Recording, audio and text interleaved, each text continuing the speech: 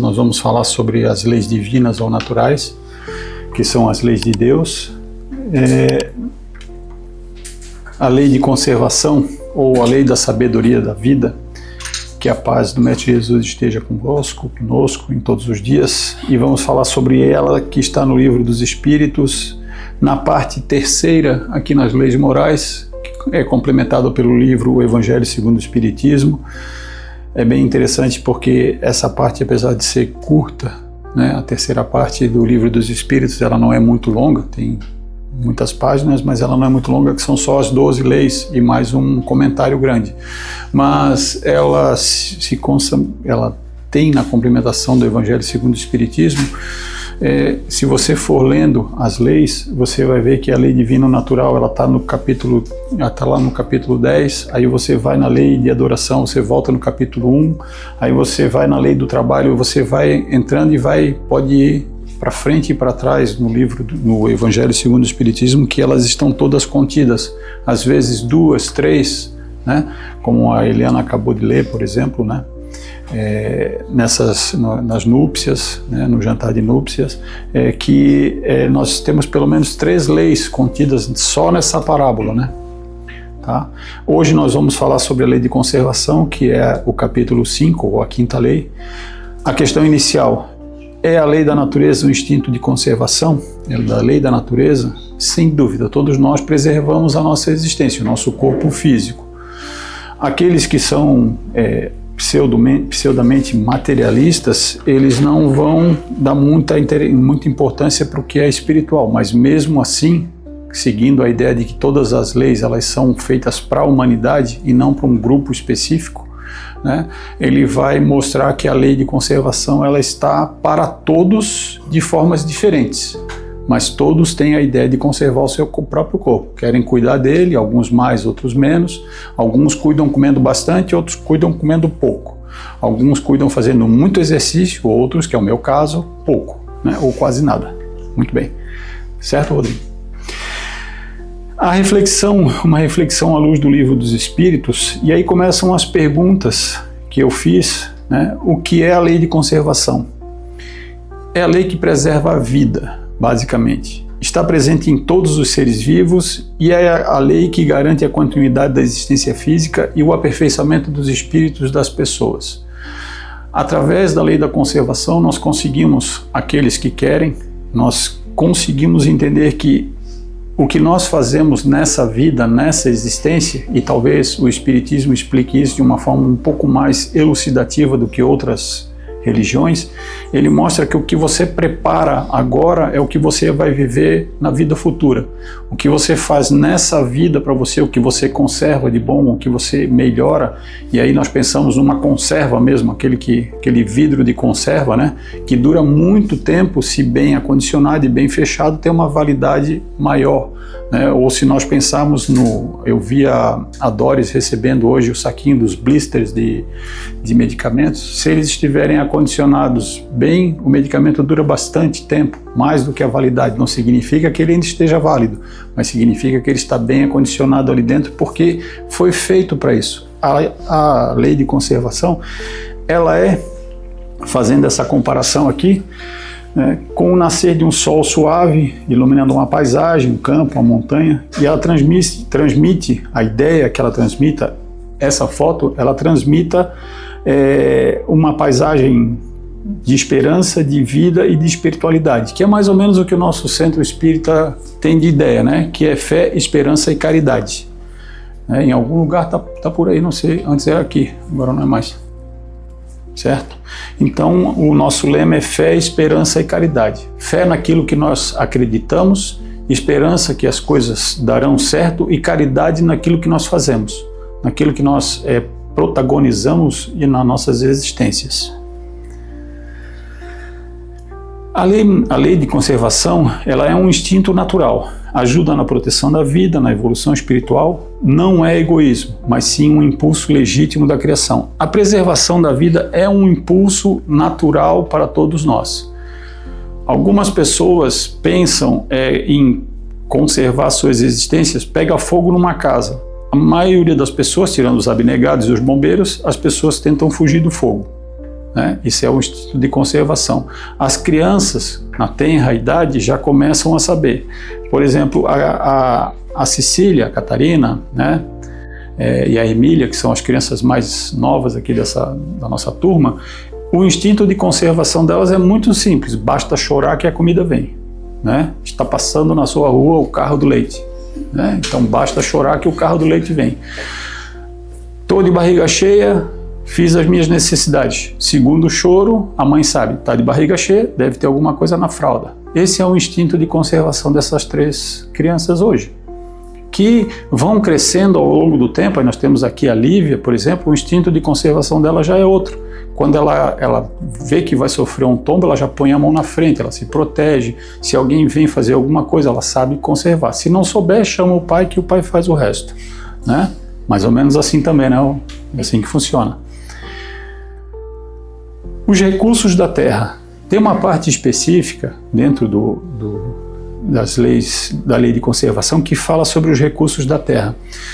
Lembrem que isso foi escrito há bastante tempo atrás, né? Mais ou menos uns 160 anos, mais ou menos, que tem o Livro dos Espíritos. Então, nessa época, os espíritos já pensavam nisso. A terra oferece o necessário para todos, tem a parábola dos pássaros, veja os pássaros no céu, está no Evangelho segundo o Espiritismo. Eles não plantam, mas Deus provê a eles tudo que eles necessitam. Não é para ficar olhando o céu. Faça a sua parte que eu te ajudarei, disse Jesus. Mas não seja egoísta, para que isso não crie desigualdade. E nós temos que usar os bens que a natureza e que Deus nos deu para que nós possamos todos viver em harmonia. Essa é a ideia, porque isso é um dever espiritual para cada um de nós.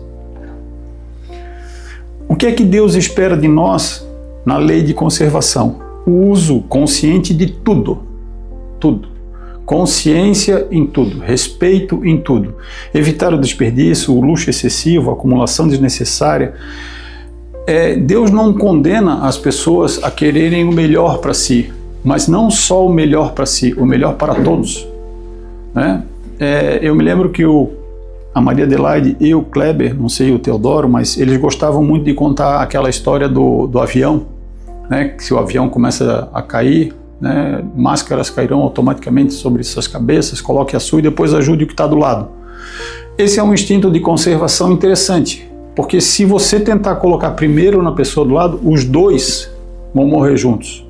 Mas se você colocar em você primeiro, o oxigênio vier, você começar a respirar, você tiver a inteligência, você pode salvar a pessoa do lado e a outra e a outra e a outra. Por quê? Porque a sua consciência está conservada. Você tem discernimento e consegue manter, para alguns sim, para outros não, um pouco de calma e salvar várias pessoas, inclusive você. Se você parte já para o desespero, vai todo mundo junto. Essa é a ideia que está lá, colocada no Livro dos Espíritos, né, da conservação. Todos nós pensamos em conservação como algo individual, mas essas 2 mãos que todos têm, né, essas 2 mãos conservarão as mãos dos que estão do lado, que estão do outro, que estão mais próximos, que estão mais longe, e todas elas unidas vão segurar esse planeta, e até onde nós sabemos, nós vamos viver nesse planeta ainda várias vidas. Então aqueles que pensam em esgotar tudo que tem agora, porque eu não me preocupo com o que vem depois, estão muito enganados, porque nós estaremos nesse planeta durante várias existências ainda, a não ser que alguém aqui já tenha atingido a perfeição, o que eu não acredito. Mas nós estaremos aqui, então não cabe só às pessoas que virão depois, cabe a nós conservarmos tudo que está aqui. Cabe a nós conservarmos. Eu não estou falando só da parte material, não. A parte material talvez ela seja subjetiva nesse momento, porque a partir de algum momento nós seremos transcendentes, nós não precisaremos tanto do corpo físico, poderemos ser mais etéreos, vamos fazer esse mundo sair do mundo de expiação para o mundo de regeneração. Várias coisas vão acontecer nesse inteirinho, vários desenvolvimentos, mas a conservação daquilo que nós hoje vivemos, ela se torna imprescindível. Por quê? Porque o valor do corpo, o corpo é um instrumento do espírito. A vida física é uma oportunidade de evolução. O corpo deve ser preservado, não martirizado. Privações voluntárias extremas são condenadas, exceto quando tem um fim moral elevado. Aqui ele faz o exemplo bem característico daqueles, acho que chama fakir, né? Aquelas pessoas lá da Índia que sobem nos montes e ficam lá dias e dias e dias orando e pensando, não sei pensando no quê, mas ficam lá dias e dias e dias.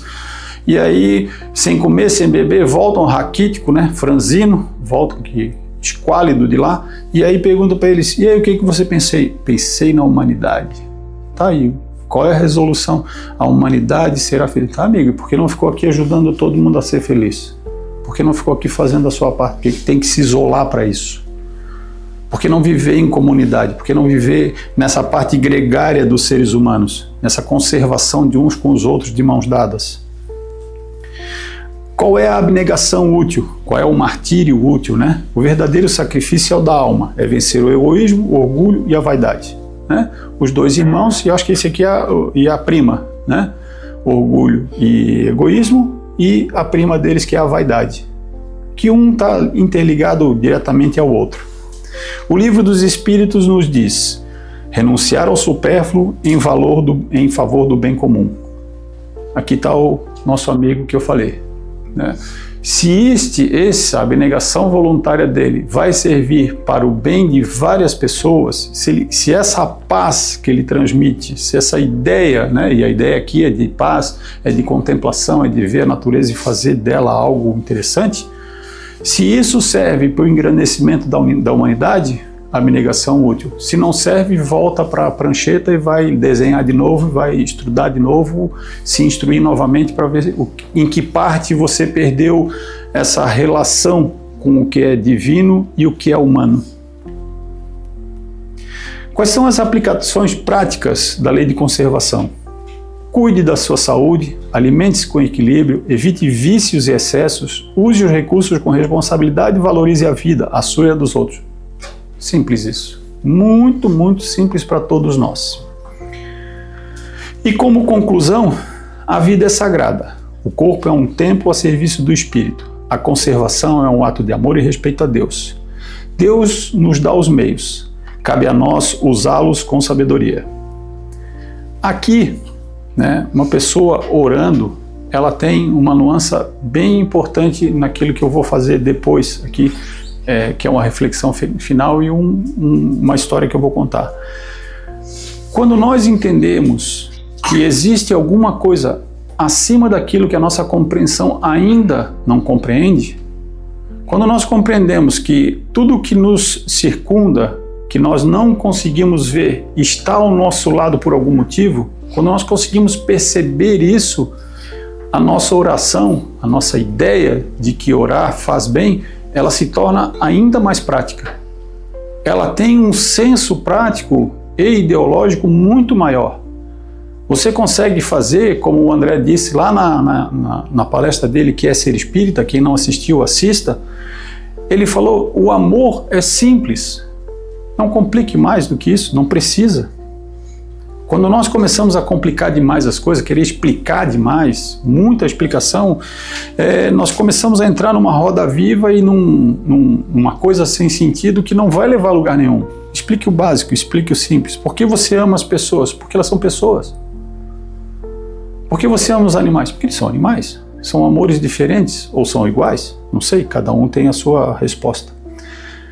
Como reflexão final, que saímos daqui comprometidos com a valorização da vida, o respeito, o uso consciente dos recursos e que Jesus nos guie no caminho da harmonia espiritual. E aí eu vou contar uma história para vocês que eu li, reli, ouvi, reouvi várias e várias e várias vezes. Achei muito legal e vou contar para vocês. Aqui vocês viram ali 2 bebês conversando no útero da mãe. Essa pelo menos é a ideia do desenho ali, tá? Então sejamos lúdicos para ver isso aí. 2 bebês conversam no útero da mãe. Um vira para o outro e diz: você acredita em vida após o útero? E o outro diz: mas é claro que eu acredito. Tem que haver alguma coisa após o parto. Talvez estejamos aqui para nos preparar para o que vem depois. E o primeiro diz: absurdo. Não há vida após o parto. Que tipo de vida seria essa? E o outro diz: não sei, mas haverá mais luz do que há aqui. Talvez andaremos com as nossas próprias pernas e comeremos com a nossa boca. Talvez tenhamos outros sentidos que não podemos entender agora. E o primeiro diz: andar é impossível e comer com a boca? Isso é um absurdo.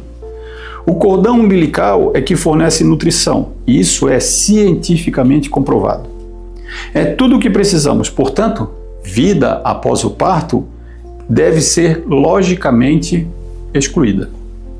O segundo diz: e se for apenas diferente do que é aqui? Talvez não precisamos desse cordão físico. O primeiro diz: ok. Se há vida após o parto, por que ninguém voltou de lá? O parto é o fim da vida e depois é só escuridão, silêncio e esquecimento. Acabou.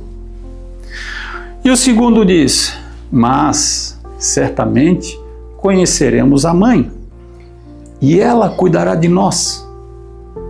E o outro diz: mãe, você realmente acredita na existência da mãe? Se ela existe, onde ela está agora? E o outro diz: ela está ao nosso redor, nós somos ela, somos parte dela. Sem ela, esse mundo não poderia, não pode e não poderá existir. E o primeiro diz: eu não a vejo, então é lógico, ela não existe. E o segundo responde: às vezes, quando você está em silêncio e você realmente ouve, você percebe a presença dela. Você pode ouvir sua voz que vem de cima, chamando por você e dizendo: meu filho, eu te amo.